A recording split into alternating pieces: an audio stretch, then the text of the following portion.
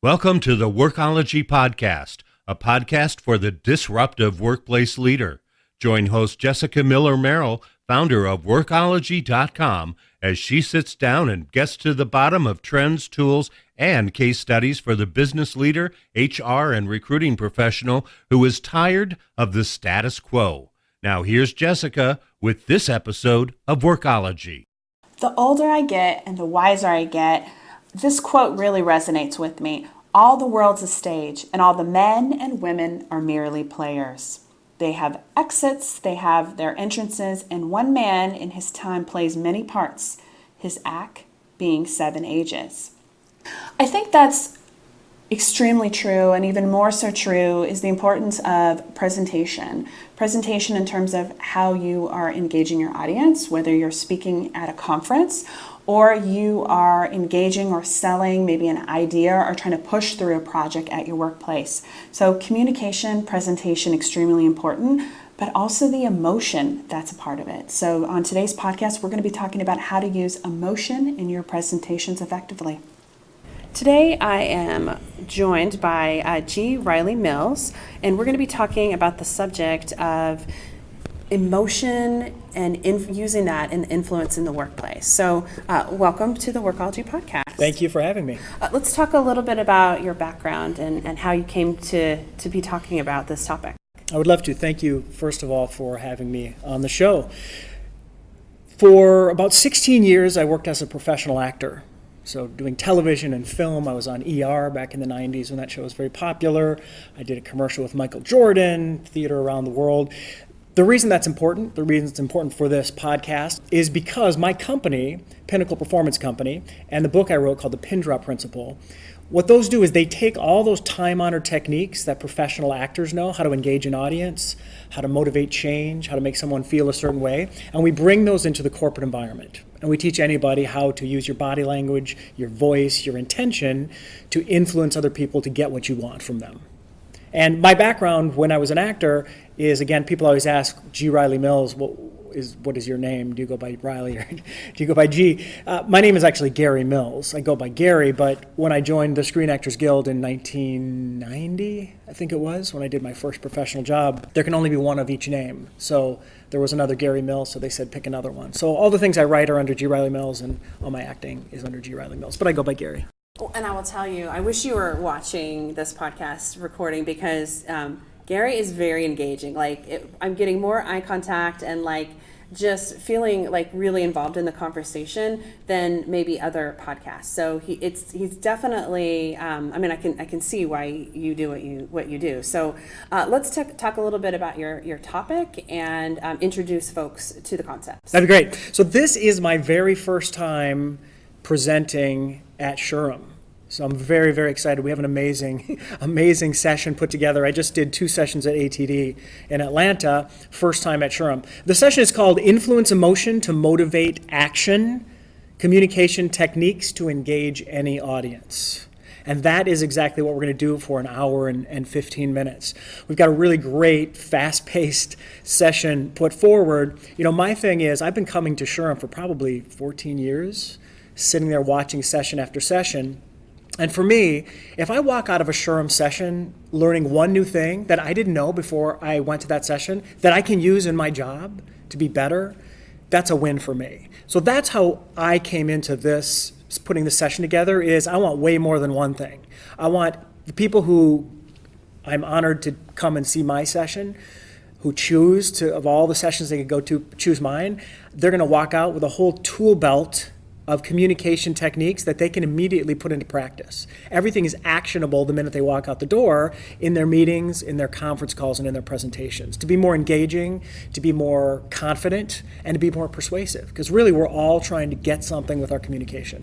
I think most of us are presenting new ideas. We're trying to move plans and strategies forward. How do we use emotion to be able to do that? I mean, it's not bad emotion, but how do we use it in a good way to help influence and maybe move that program that we've been getting pushback for? Yeah, it's a very, very good question. Here's one of the things we teach in what we call the Pinnacle Method. The burden of engagement always lies with the speaker. So that's what we teach in our methodology, in our training, in our sessions. If I'm speaking, if I'm running a meeting, if I'm facilitating a conference call, the burden of engagement is for me to engage that audience.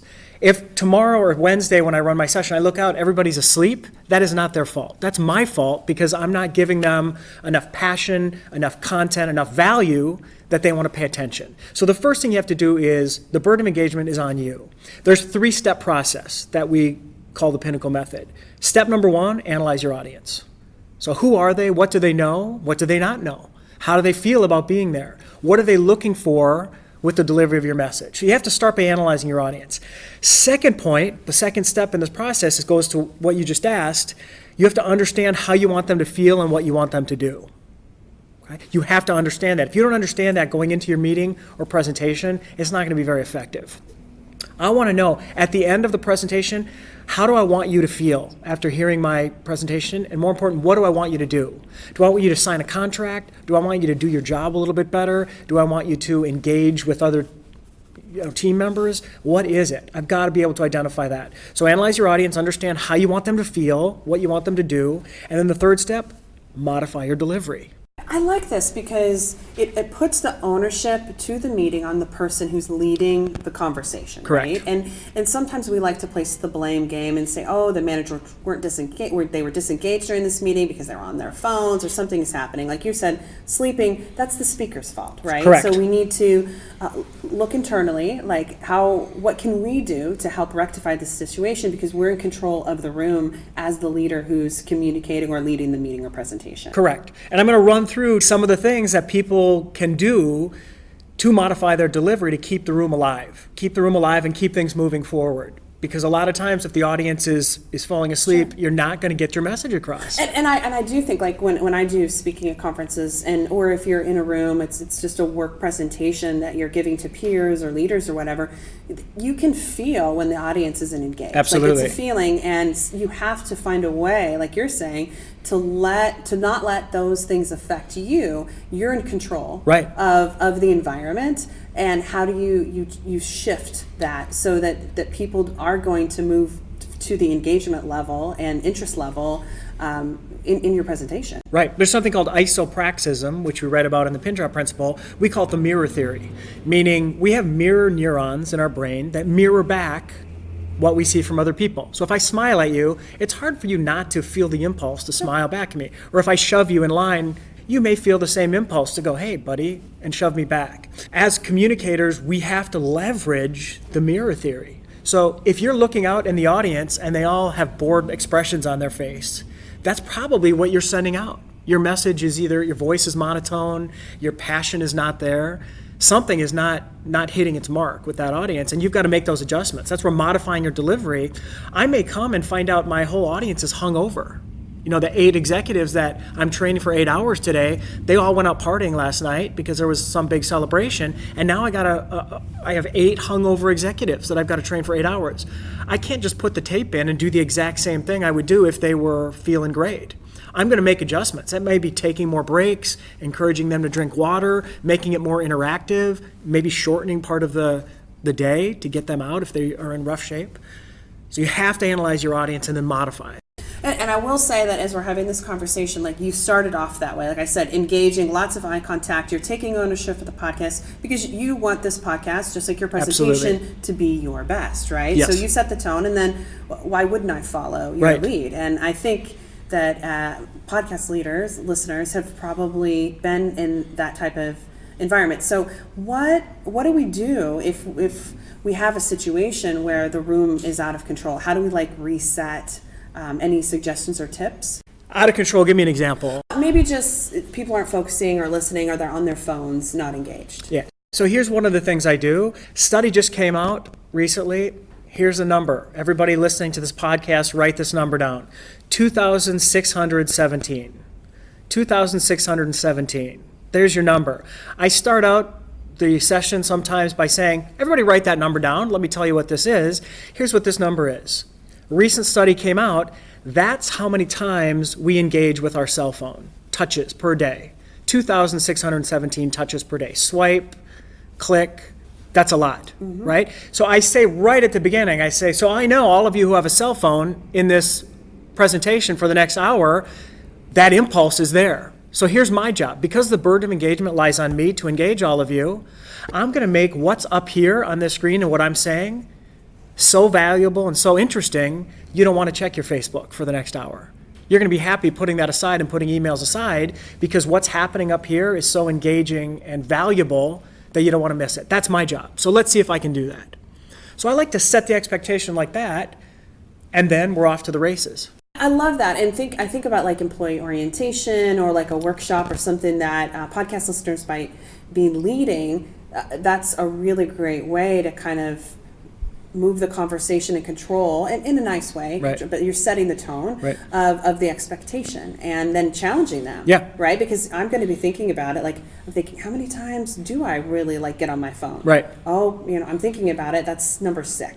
But hopefully the presentation is so interesting and so moving and I'm so involved that I don't have that impulse. Yeah, and again, because we've analyzed our audience and we know who is sitting out there, who has come to this presentation or this conference, we've tailored our message so that everything up here is value, actionable things you can take out and use in your role as an HR leader, as a director. So what tips do you have or suggestions for maybe HR leader, they are presenting maybe to their C-suite leaders? Mm-hmm. What are some, because they're not seen as superior, right? And they're not a peer in that situation. So it might be anxiety ridden, you might be a little bit nervous, unsure of yourself. How can you control or command the room in such a way with your emotion in a situation where you're extremely uncomfortable and self-conscious? Love the question. Very valid question. Senior leadership presenting to the C-suite, presenting to major stakeholders who maybe hold your funding in their hand, who hold your job in their hand, very tricky. Few things you can do. Number 1 is know your audience. What do these senior leaders, what kind of meetings do they like? Do they like them tight and quick to the point? If they do, you better get to it. So if you're asking for some sort of giant funding, maybe right away say, hey, we're asking for $1 million for this project, and I'm going to take the next half an hour to tell you why this is going to be important. So if numbers are important, give it to them up front. Another thing is, if they hate PowerPoint, if you know these executives cannot stand PowerPoints, don't do PowerPoint. Figure out a different way to put this message across. Senior leadership, it's very hard for them to stay focused and to give you a lot of time. So I would try to keep it as tight as possible. Going to your question about nervousness, being nervous with the C-suite. In our book, we have one whole chapter called Be Prepared, and we talk you through how professional actors prepare. It's the exact same way we should all prepare in the corporate environment, for meetings, for presentations, for conference calls. The more prepared you are, the less nervous you're going to be. So prepare like a pro, like a professional actor for this meeting with the C-suite. And secondly, what's the benefit? What are they looking for? What's a win for them? And try to steer everything toward that. You said prepared, and I feel like some people might be listening to the podcast going, oh my gosh, I'm already working 60 hours a week, being prepared for this meeting. I don't know if I have another 3 hours to put into this. But on the other hand, if you feel very passionate and strong about this idea or this program or this presentation that you're giving, it'll benefit you beyond those 3 hours, like ideally. For sure. Yeah. Right. And again, passion is contagious, so is apathy. So if you don't really care about this information you're putting across, if you'd rather be someplace else, if you don't care if they sign off on this or not, you just had to put this presentation in front of them, that's going to come across. So the more passion you can bring to it, the more excitement for whatever it is, the benefit for them, that's going to be great. The timing is really tough. We don't have a lot of time in the corporate environment. We're so busy, and then, hey, tomorrow, Jessica, you have to do this meeting for the C-suite. Here's what we recommend. At least, if you can only prepare your first 5 minutes, get that down, right? By then you'll have made first impressions, you'll have laid some things out there. Just get the first bit. Practice that, prep that, get that sharp. How did you get involved in this, in this area? Because I find your background really interesting and unique. It's probably unlike any other person here. Yeah, it's a very different approach to communication, and one that my partner who I started Pinnacle with 13 years ago, my background was as a professional actor, but I also owned a health club in Chicago. I did all my TV and film and ended up buying a health club and hired all my actor friends to run it. And my business partner, co-founder, co-author of Pin Drop Principle, David Lewis, he was a Fortune 500 sales guy who also did some acting and producing film on the side. And we thought one day, hey, let's take all these things that we know how to use as an actor, your body language, your gestures, your intention, your preparation, let's bring them into the corporate environment and create a different kind of training. So we did that in 2004, and now we're in over 42 countries. We train in 6 languages, Fortune 500, who's who of businesses around the world. And it's funny because we thought we were the first ones who brought acting techniques into communication, into the corporate environment. It's been used for centuries. It's been used, if you saw the movie The King's Speech, King George VI, everybody from, Reagan was an actor, Bill Clinton used an acting coach, JFK, RFK. They all used acting coaches behind the scenes to help them with their communication, to make them more confident, more engaging, more persuasive. Well, I think about like prolific speakers, right? Like Steve Jobs and some of his presentations, right? And he was very meticulous about everything that he did. And when you see how he was on stage, I mean, he all eyes were on Steve. How amazing would that be if you're leading a presentation or you're giving a keynote or you're talking to your employees at the annual meeting or your monthly communication huddle and people can't take their eyes off of it. Right. And what Steve Jobs did, if you look at it, very simply, it was theater. It's him on a stage with 1 or 2 visuals behind him, and the spotlight is on him. And the thing he did that was very, very smart, first off, he made it look easy, right? He made it look like it was just him talking.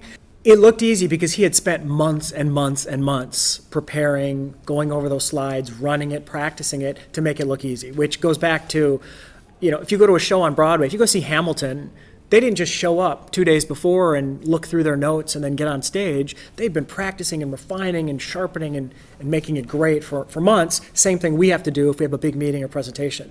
But the other thing Steve Jobs did that's brilliant that a lot of people don't realize is when he's doing something like unveiling the iPod or the iPhone, he keeps the suspense, so he doesn't pull it out right away. It's not there when he walks in. He pulls it out, he sets it up, the whole 1,000 songs in your pocket or whatever that piece was. But he uses very simple language because he understands who his audience is. He could say things like the megabytes and the all the technical things that go into making that iPhone, but he knows the audience that he's trying to reach doesn't care about that. Instead, he says things like, "This is cool.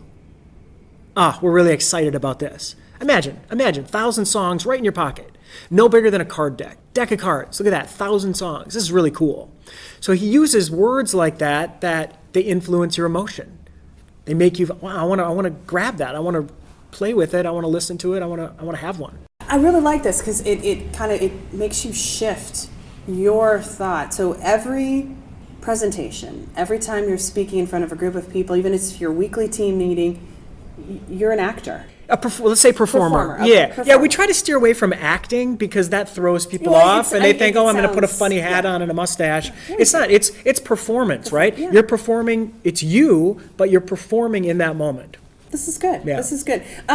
So let's talk about maybe a little bit about introverts because I feel like sometimes, and I know we're here at the SHRM conference and I have a few of my fellow bloggers that are here that are very introverted. Sure. I know them socially online and they're very social. Yep. But when you see them in person, a little bit quiet. Sometimes I can be introverted myself. How can introverts still be able to perform in presentations and meetings and communicate and be introverted? Excellent question. And again, we have some great leaders who are introverted or who would describe themselves as being introverted.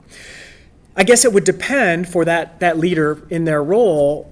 First off, if you're managing an introverted person, you have to manage them different than somebody who is just way out there, right? So introverted people, they like to think things over. They like to go over things. So you may need to give them more time. They're not always excited about getting in front of the team to do a presentation. So if there are other ways that you can help them be able to get their information across that's more comfortable to them, I think that's probably a smart thing to do when managing them. For introverted people, I think getting comfortable advocating for your ideas in front of others, I think it's something to push yourself in that direction because, again, we're all spending our days advocating for our ideas, for our company. I think it's a good skill to, I don't think you want to be so introverted that you never want to ever have to talk to another person or You present might in as front of well them. Go be. You can't. Yeah. Not in this world. Yeah. Thank you for joining us today on the podcast. Where can people go to learn more about you and what you do? You can go to our website, for the Pinnacle website, www.pinper.com, and there's information on the coaching we do, the training we do around the world. And then the third one is you can pick up the Pin Drop Principle, which is the book that David Lewis and I wrote that contains a lot of stories and a lot of studies and a lot of tips and tools that you can use immediately to be more confident, more engaging, more persuasive with your audience. Well, I love it. And we'll put the links and the resources that some of which he's mentioned today in the transcript of the podcast over on the workology.com site. So you'll be able to get that there. Thank you so much. Thank you for coming and joining with us. And I'm thinking all about my performance in the podcast. It was fantastic. Everywhere I speak. So thank you. Thank you. In an industry that is 85% female human resources, I think it's important for us to look at how we can use our state of being emotional beings to our advantage. And that starts with taking a look at how we can strategically place emotion in our communication, whether it's a training program with employees or an executive retreat with our leadership team, or in the interworkings of a team, maybe we're trying to push through a project. So I encourage you to sit back and think about emotions as a good thing and how we might be able to use them in an advantage in our workplace and in our businesses and in our lives. Thank you for joining the Workology Podcast, a podcast for the disruptive workplace leader who's tired of the status quo. This is Jessica Miller Merrill. Until next time, you can visit workology.com to listen to all our previous podcast episodes.